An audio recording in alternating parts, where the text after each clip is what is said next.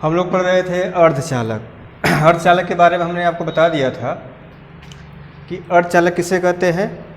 यह चालक तथा अचालक के बीच का कड़ी होता है जिसे हम अर्धचालक कहते हैं। हमने आपको बताया था कि अर्धचालक आपका दो प्रकार का होता है।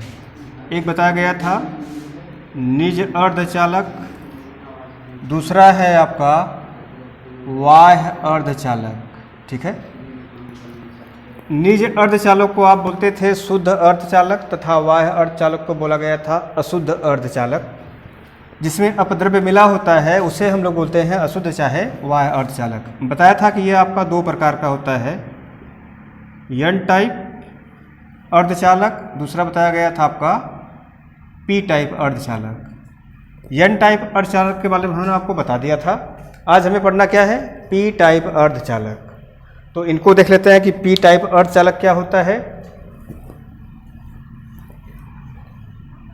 आप जानते होंगे कि पी टाइप में हमने आपको बताया था कि दो पदार्थ होते हैं, एक अशुद्ध अर्धचालक, दूसरा क्या बताया गया था शुद्ध अर्धचालक तथा अशुद्ध अर्धचालक। चलिए देख लेते हैं पी टाइप अर्धचालक किसे कहा जाता है। सबसे पहले इसमें हमने आपको बताया था कि तीन संयोजी पदार्थ को रखते हैं। कितना? तीन संयोजी पदार्थ को रखा जाता है किसी शुद्ध अर्धचालक जिसकी संयोजकता 4 होती है, उसमें मिलाने से आपका क्या बनता है,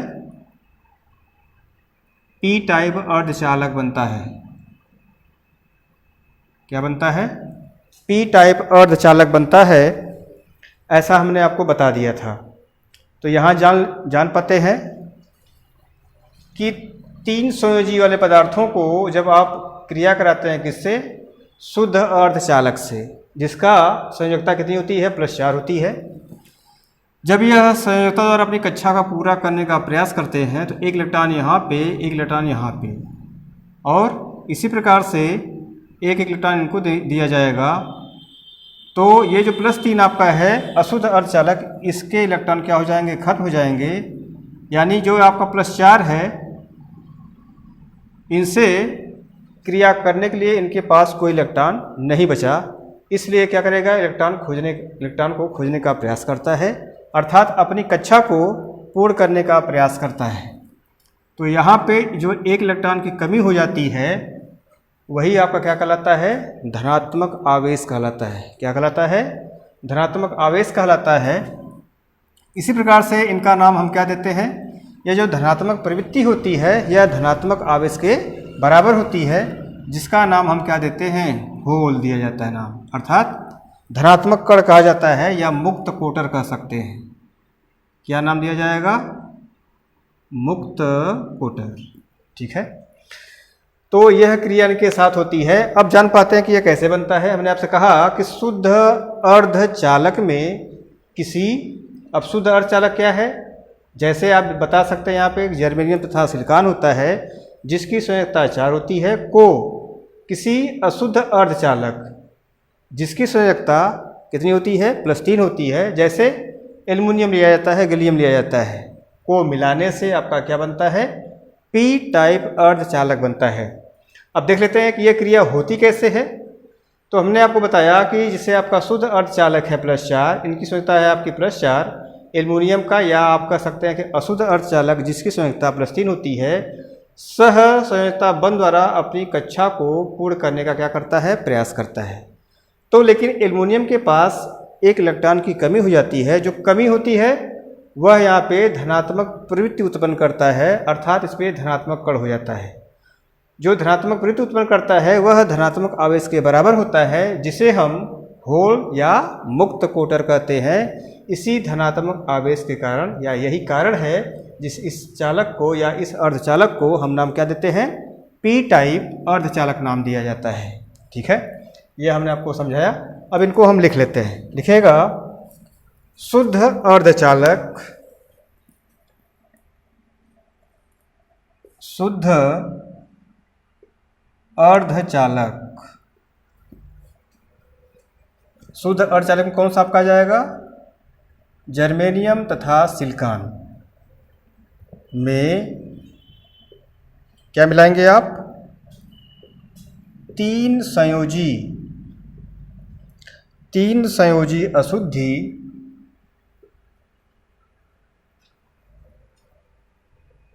जैसे क्या बताया गया था? एल्युमिनियम।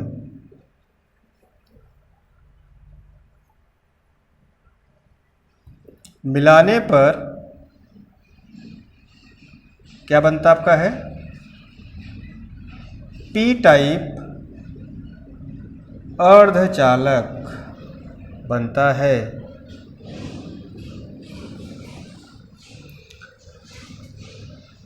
आगे चलते हैं, कैसे ये क्रिया होती है इनको देख लेते हैं। अर्धचालक, अर्ध, ये मात्रा आपका थोड़ा गड़बड़ जा रहा है, अर्ध,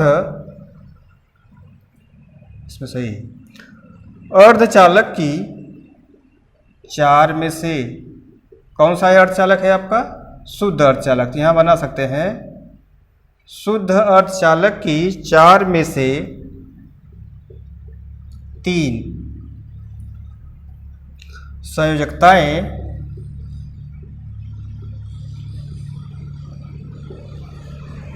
सहसंयोजी बंध बनाकर सहसंयोजी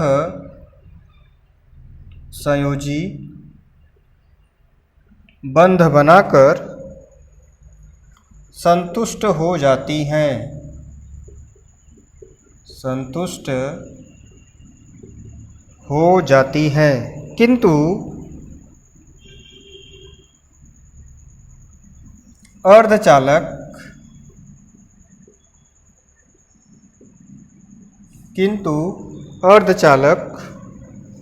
की एक संयोजकता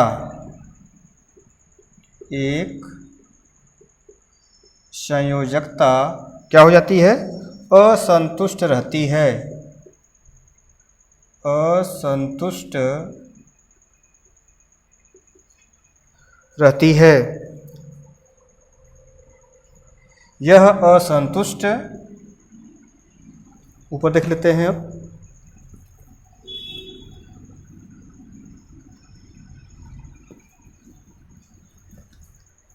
यह असंतुष्ट संयोजकता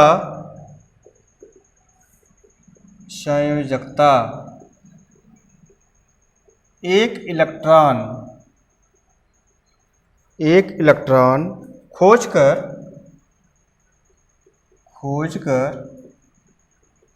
संतुष्ट होने का क्या करती है? प्रयास करती है,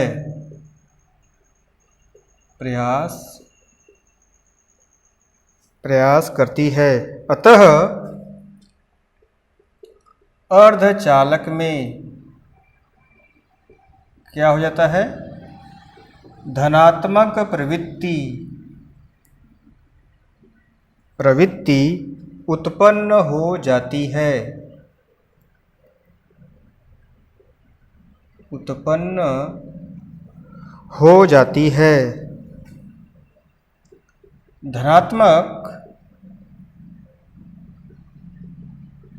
धनात्मक प्रवृत्ति को किसके बराबर? धन आवेश के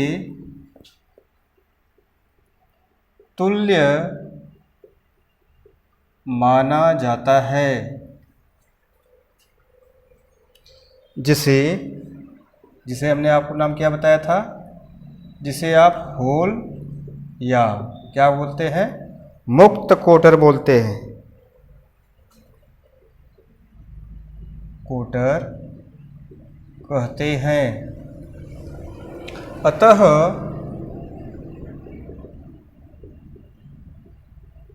इस प्रकार के अर्धचालकों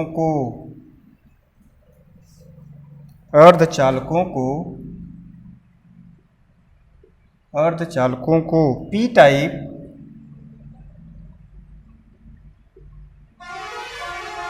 अर्धचालक कहते हैं। ठीक है, बात समझ में आ गई होगी। इसके बाद मैंने आपको बताया था कि एन टाइप में और पी टाइप में अगर पूछा जाए कौन सा आपका सर्वश्रेष्ठ होता है, तो हमने आपको बताया था कि एन टाइप में क्या होते हैं, इलेक्ट्रॉन होते हैं, और पी टाइप में धनात्मक आवेश होते हैं। तो गति किसकी ज़्यादा होती है? जो आपके इलेक्ट्रॉन होते हैं उनकी गति क्या होती है? ज़्यादा होती है। इसलिए एन टाइप क्या होगा? पी टाइप के अपेक्षाकृत अच्छा होगा। ठीक है, तो यह बात भी लिख लेते हैं। अब हेडिंग बना लीजिएगा नोट।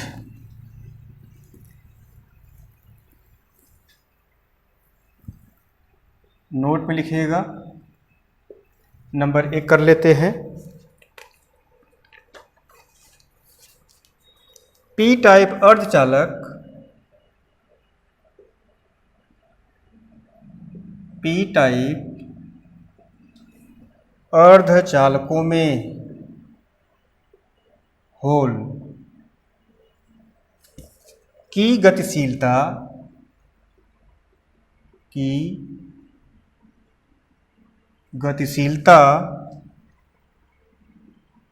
एन टाइप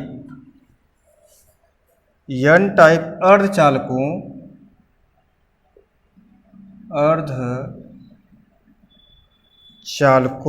के इलेक्ट्रॉनों की गतिशीलता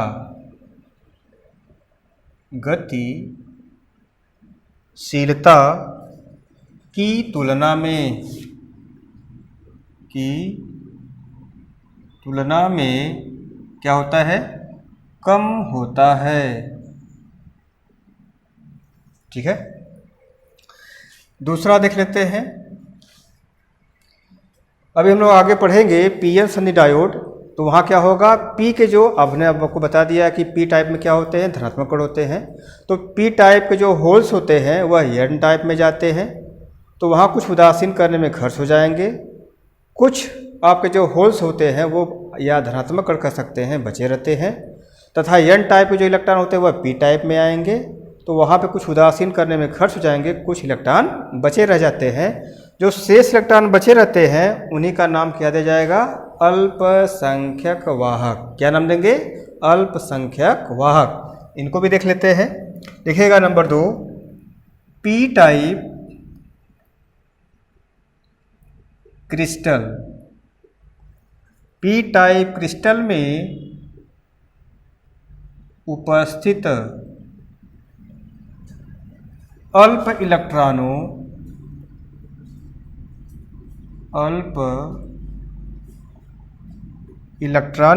को तथा एन टाइप क्रिस्टल में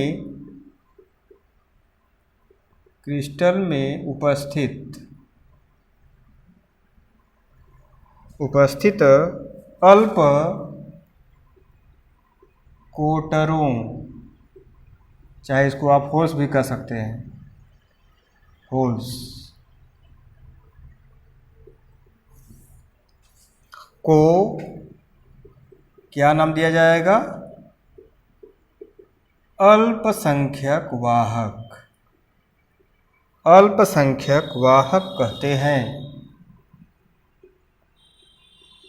ठीक है, क्या नाम दिया जाएगा? अल्पसंख्यक वाहक।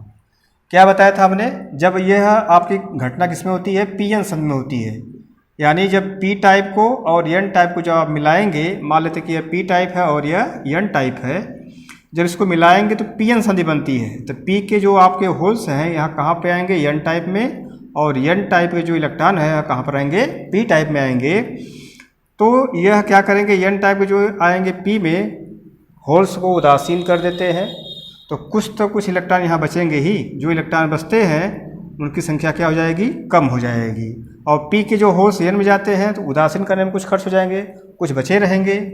अर्थात धनात्मक जो बचे रहेंगे, कम संख्या में बचे रहेंगे, तो उनका नाम किया जाएगा, नाम उनका देंगे हम अल्पसंख्यक वाहक। तो इसे कहा जाता है अल्पसंख्यक वाहक। आज हम इतना करते हैं। इसके आगे आपको बताएंगे कि पी एन संधि क्या होती है और यह घटना कैसी होती है। तो यह प्रक्रिया हम नेक्स्ट क्लास में देखते हैं। धन्यवाद।